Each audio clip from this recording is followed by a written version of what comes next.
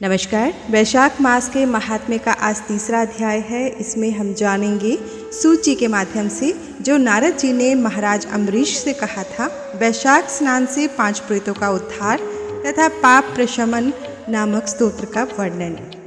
अम्बरीश ने कहा, मुने, जिसके चिंतन मात्र से पाप राशि का लय हो जाता है, उस पाप प्रशमन नामक स्तोत्र को मैं भी सुनना चाहता हूँ। आज मैं धन्य हूँ, अनुगृहित हूँ। आपने मुझे उस शुभ विधि का श्रवण कराया जिसके सुनने मात्र से पापों का क्षय हो जाता है। वैशाख मास में जो भगवान केशव के कल्याण में नामों का कीर्तन किया जाता है, उसी को मैं संसार में सबसे बड़ा पुण्य, पवित्र, मनोरम तथा एकमात्र सुकृत से ही सुलभ होने वाला शुभ कर्म मानता हूँ। अहो, जो लोग माधव मास में भगवान मधुसूदन के नामों का स्मरण करते हैं, वे धन्य हैं। अतः यदि आप उचित समझें तो मुझे पुनः माधव मास की ही पवित्र कथा सुनाएं। सूत जी कहते हैं, राजाओं में श्रेष्ठ हरिभक्त अम्बरीश का वचन सुनकर नारद मुनि को बड़ी प्रसन्नता हुई।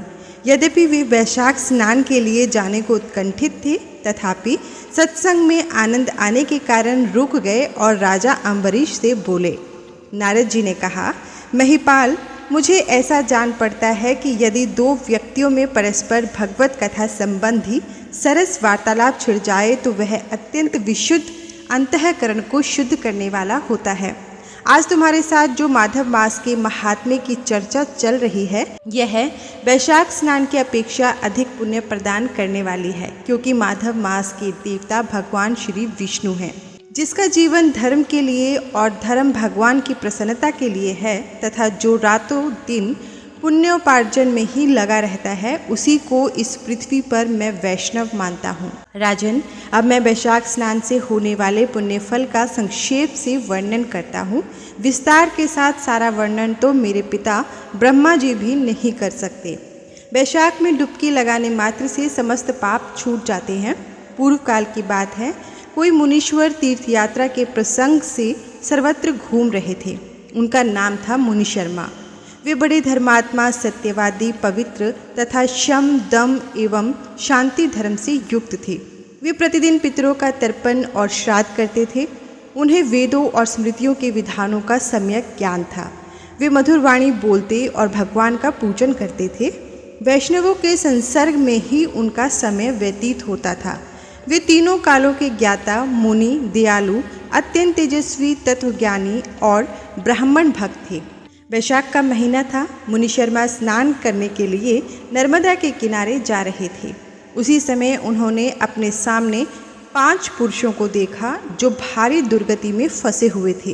वे अभी अभी एक दूसरे से मिले थे। उनके शरीर का रंग काला था। वे एक बरगद की छाया में बैठे थे और पापों के कारण उद्विग्न होकर चारों ओर दृष्टिपात कर रहे थे। उन्हें देखकर द्विजवर मुनि शर्मा बड़े विस्मय में पड़े और सोचने लगे, इस भयानक वन में ये मनुष्य कहाँ से आए? इनकी चेष्टा बड़ी दयनीय है, किंतु इनका आकार बड़ा भयंकर दिखाई देता है। ये पाप भागी चोर तो नहीं है? विप्रवर मुनि शर्मा की बुद्धि बड़ी स्थिर थी। वे ज्यों ही इस प्रकार विचार करने लगे, उसी समय उपर्युक्त 5 पुरुष उनके पास आए और हाथ जोड़कर मुनि शर्मा से बोले। उन पुरुषों ने कहा, विप्रवर, हमें आप कल्याण में पुरुषोत्तम जान पड़ते हैं। हम दुखी जीव हैं। अपना दुख विचार कर आपको बताना चाहते हैं। द्विजराज, आप कृपया करके हमारी कष्ट कथा सुने। दैववश जिनके पाप प्रकट हो गए हैं, उन दीन दुखी प्राणियों के आधार आप जैसे संत महात्मा ही हैं। साधु पुरुष अपनी दृष्टि मात्र से पीड़ितों की पीड़ाएं हर लेते हैं। अब उनमें से एक ने सबका परिचय देना आरंभ किया। मैं पंचाल देश का क्षत्रिय हूँ। मेरा नाम नरवाहन है। मैंने मार्ग में मोहवश बाण द्वारा एक ब्राह्मण की हत्या कर डाली। मुझसे ब्रह्महत्या का पाप हो गया है, इसलिए शिखा, सूत्र और तिलक से रहित होकर इस पृथ्वी पर घूमता हूँ और सबसे कहता फिरता हूँ कि मैं ब्रह्म हत्यारा हूँ। मुझ महापापी ब्रह्मघाती को आप कृपा की भिक्षा दें। इस दशा में पड़े पड़े मुझे 1 वर्ष बीत गया। मैं पाप से जल रहा हूँ। मेरा चित्त शोक से व्याकुल है तथा ये जो सामने दिखाई देते हैं, इनका नाम चंद्र शर्मा है। ये जाति के ब्राह्मण हैं। इन्होंने मोह से मलिन होकर गुरु का वध किया है। मगध देश के निवासी हैं। इनके स्वजनों ने इनका परित्याग कर दिया है। ये भी घूमते घामते देवात यहाँ आ पहुँचे हैं। इनके भी न शिखा है न सूत्र। ब्राह्मण का कोई भी चिन्ह इनके शरीर में नहीं रह गया है।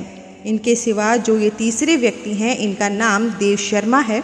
स्वामीन, ये भी बड़े कष्ट में हैं। ये भी जाति के ब्राह्मण हैं, किंतु मोहवश वैश्य की आसक्ति में फंसकर शराबी हो गए थे। इन्होंने भी पूछने पर अपना सारा हाल सच सच कह सुनाया है। अपने प्रथम पापाचार को याद करके इनके हृदय में बड़ा संताप होता है। ये सदा मनस्ताप से पीड़ित रहते हैं। इनको इनकी स्त्री ने, बंधु बांधवों ने तथा गांव के सब लोगों ने वहां से निकाल दिया है। ये अपने उसी पाप के साथ भ्रमण करते हुए यहाँ आए हैं। ये चौथे महाशय जाति के वैश्य हैं। इनका नाम विधुर है। ये गुरुपत्नी के साथ समागम करने वाले हैं। इनकी माता मिथिला में जाकर वैश्या हो गई थी। इन्होंने मोहवश 3 महीनों तक उसी का उपभोग किया, परंतु जब असली बात का पता लगा है तो बहुत दुखी होकर पृथ्वी पर विचरते हुए ये भी यहाँ आ पहुँचे हैं। हम में से ये जो 5वें दिखाई दे रहे हैं, ये भी वैश्य ही हैं। इनका नाम नंद है। ये पापियों का संसर्ग करने वाले महापापी हैं। इन्होंने प्रतिदिन धन के लालच में पड़कर बहुत चोरी की है। पातकों से आक्रांत हो जाने पर इन्हें स्वजनों ने त्याग दिया है। तब ये स्वयं भी खिन्न होकर दैवात यहाँ आ पहुँचे हैं। इस प्रकार हम 5 महापापी एक स्थान पर जुट गए हैं।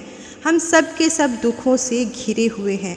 अनेकों तीर्थों में घूम आए, मगर हमारा घोर पातक नहीं मिटता। आपको तेज से उद्दीप्त देखकर हम लोगों का मन प्रसन्न हो गया है। आप जैसे साधु पुरुष के पुण्य में दर्शन से हमारे पातकों के अंत होने की सूचना मिल रही है। स्वामीन, कोई ऐसा उपाय बताइए जिससे हम लोगों के पापों का नाश हो जाए। प्रभु, आप वेदार्थ के ज्ञाता और परम दयालु जान पड़ते हैं। आपसे हमें अपने उद्धार की बड़ी आशा है। मुनि शर्मा ने कहा, तुम लोगों ने अज्ञानवश पाप किया, किंतु इसके लिए तुम्हारे हृदय में अनुताप है तथा तुम सबके सब सत्य बोल रहे हो।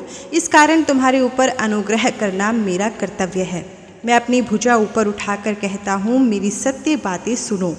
पूर्व काल में जब मुनियों का समुदाय एकत्रित हुआ था, उस समय मैंने महर्षि अंगिरा के मुख से जो कुछ सुना था, वही वेद शास्त्रों में भी देखा। वह सबके लिए विश्वास करने योग्य है। मेरी आराधना से संतुष्ट हुए स्वयं भगवान विष्णु ने भी पहले ऐसे ही बात बताई थी। वह इस प्रकार है, भोजन से बढ़कर दूसरा कोई तृप्ति का साधन नहीं है। पिता से बढ़कर कोई गुरु नहीं है। ब्राह्मणों से उत्तम दूसरा कोई पात्र नहीं है तथा भगवान विष्णु से श्रेष्ठ दूसरा कोई देवता नहीं है। गंगा की समानता करने वाला कोई तीर्थ, गोदान की तुलना करने वाला कोई दान, गायत्री के समान जप, एकादशी के तुल्य व्रत, भार्या के सदृश मित्र, दया के समान धर्म तथा स्वतंत्रता के समान सुख नहीं है। गार्हस्थ्य से बढ़कर आश्रम, सत्य से बढ़कर सदाचार नहीं है। इसी प्रकार संतोष के समान सुख तथा वैशाख मास के समान महान पापों का अपहरण करने वाला दूसरा कोई मास नहीं है। वैशाख मास भगवान मधुसूदन को बहुत ही प्रिय है। गंगा आदि तीर्थों में तो वैशाख स्नान का सुयोग अत्यंत दुर्लभ है। उस समय गंगा, यमुना तथा नर्मदा की प्राप्ति कठिन होती है। जो शुद्ध हृदय वाला मनुष्य भगवान के भजन में तत्पर हो, पूरे वैशाख भर प्रातःकाल गंगा स्नान करता है, वह सब पापों से मुक्त होकर परम गति को प्राप्त होता है। इसलिए पुण्य के सारभूत इस वैशाख मास में तुम सभी पातकी मेरे साथ नर्मदा तट पर चलो और उसमें गोते लगाओ। नर्मदा के जल का मुनि लोग भी सेवन करते हैं।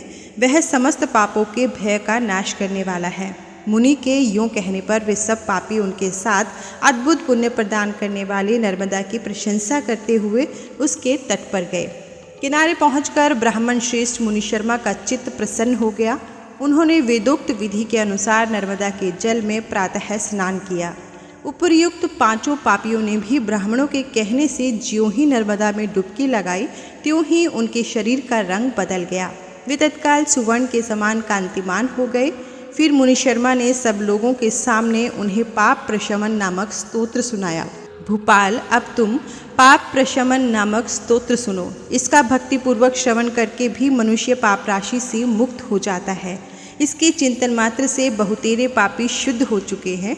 इसके सिवा और भी बहुत से मनुष्य इस स्तोत्र का सहारा लेकर अज्ञान जनित पाप से मुक्त हो गए हैं। जब मनुष्य का चित्त पराई स्त्री, पराई धन तथा जीव हिंसा आदि की ओर जाए तो इस प्रायश्चित रूपा स्तुति की शरण लेनी चाहिए। यह स्तुति इस प्रकार है। संपूर्ण विश्व में व्याप्त भगवान श्री विष्णु को सर्वदा नमस्कार है। विष्णु भगवान को बारंबार प्रणाम है।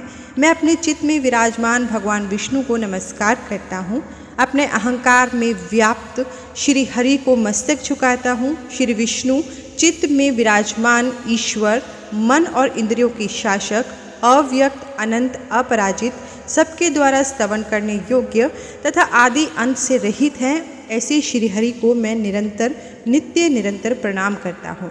जो विष्णु मेरे चित्त में विराजमान हैं, जो विष्णु मेरी बुद्धि में स्थित हैं, जो विष्णु मेरे अहंकार में व्याप्त हैं तथा जो विष्णु सदा मेरे स्वरूप में स्थित हैं, वे ही कर्ता होकर सब कुछ करते हैं। उन विष्णु भगवान का चिंतन करने पर चराचर प्राणियों का सारा पाप नष्ट हो जाता है। जो ध्यान करने और स्वपन में दिख जाने पर भी पापियों के पाप हर लेते हैं तथा चरणों में पड़े हुए शरणागत भक्त जिन्हें अत्यंत प्रिय हैं, उन वामन रूपधारी भगवान श्री विष्णु को नमस्कार है। जो अजन्मा, अक्षर और अविनाशी है तथा इस अवलंब शून्य संसार में हाथ का सहारा देने वाले हैं। स्तोत्रों द्वारा जिनकी स्तुति की जाती है, उन सनातन श्री विष्णु भगवान को मैं प्रणाम करता हूँ। हे सर्वेश्वर, हे ईश्वर, हे व्यापक परमात्मन, हे अधोक्षज, हे इंद्रियों का शासन करने वाले अंतर्यामी ऋषिकेश, आपको बारंबार नमस्कार है। हे नृसिंह, हे अनंत, हे गोविंद, हे भूत भावन, हे केशव, हे जनार्दन, मेरे दुर्वचन, दुष्कर्म और दुष्चिंतन को शीघ्र नष्ट कीजिए। महाबाहो, मेरी प्रार्थना सुनिए। अपने चित्त के वश में होकर मैंने जो कुछ बुरा चिंतन किया हो उसको शांत कर दीजिए। ब्राह्मणों का हित साधन करने वाले देवता गोविंद, परमार्थ में तत्पर रहने वाले जगन्नाथ, जगत को धारण करने वाले अच्युत, मेरे पापों का नाश कीजिए। मैंने पूर्वाहन, सायाहन, मध्याहन तथा रात्रि के समय शरीर, मन और वाणी के द्वारा जानकर या अनजाने में जो कुछ पाप किया हो वह सब ऋषिकेश, पुंडरीकाक्ष और माधव, इन 3 नामों के उच्चारण से नष्ट हो जाए। ऋषिकेश, आपके नामोच्चारण से मेरा शारीरिक पाप नष्ट हो जाए। पुंडरीकाक्ष, आपके स्मरण से मेरा मानस पाप शांत हो जाए तथा माधव, आपके नाम कीर्तन से मेरे वाचिक पाप का नाश हो जाए। मैंने खाते पीते, खड़े होते, सोते, जागते तथा ठहरते समय मन, वाणी और शरीर से सर्वार्थ या धन के लिए जो कुत्सित योनियों और नरकों की प्राप्ति कराने वाला महान या थोड़ा पाप किया है, वह सब भगवान वासुदेव का नामोच्चारण करने से नष्ट हो जाए। जिसे परब्रह्म, परम धाम और परम पवित्र कहते हैं, वह तत्व भगवान विष्णु ही हैं। इन श्री विष्णु भगवान का कीर्तन करने से मेरे जो भी पाप हों वे नष्ट हो जाएं। जो गंध और स्पर्श से रहित हैं, ज्ञानी पुरुष जिसे पाकर पुनः इस संसार में नहीं लौटते, वह श्री विष्णु का ही परम पद है। वह सब मुझे पूर्ण रूप से प्राप्त हो जाए। यह पाप प्रशमन नामक स्तोत्र है। जो मनुष्य इसे पढ़ता और सुनता है, वह शरीर, मन और वाणी द्वारा किए हुए पापों से मुक्त हो जाता है। इतना ही नहीं, वह पाप ग्रह आदि के भय से भी मुक्त होकर विष्णु भगवान के परम पद को प्राप्त होता है। यह स्तोत्र सब पापों का नाशक तथा पाप राशि का प्रायश्चित है। इसलिए श्रेष्ठ मनुष्यों को पूर्ण प्रयत्न करके इस स्तोत्र का पाठ करना चाहिए। राजन, इस स्तोत्र के श्रवण मात्र से पूर्व जन्म तथा इस जन्म के किए हुए पाप भी तत्काल नष्ट हो जाते हैं। यह स्तोत्र पाप रूपी वृक्ष के लिए कुठार और पाप में ईंधन के लिए दावानल है। पाप राशि रूपी अंधकार समूह का नाश करने के लिए यह स्तोत्र सूर्य के समान है। मैंने संपूर्ण जगत पर अनुग्रह करने के लिए इसे तुम्हारे सामने प्रकाशित किया है। इसके पुण्य में महात्म्य का वर्णन करने में स्वयं श्री हरि भी समर्थ नहीं है। इसके साथ ही वैशाख मास के महात्म्य की कथा का 3रा अध्याय पूरा होता है। कल के अध्याय में हम वैशाख मास में स्नान, तर्पण और श्री माधव पूजन की विधि एवं महिमा के बारे में जानेंगे। श्री शिवाय। धन्यवाद।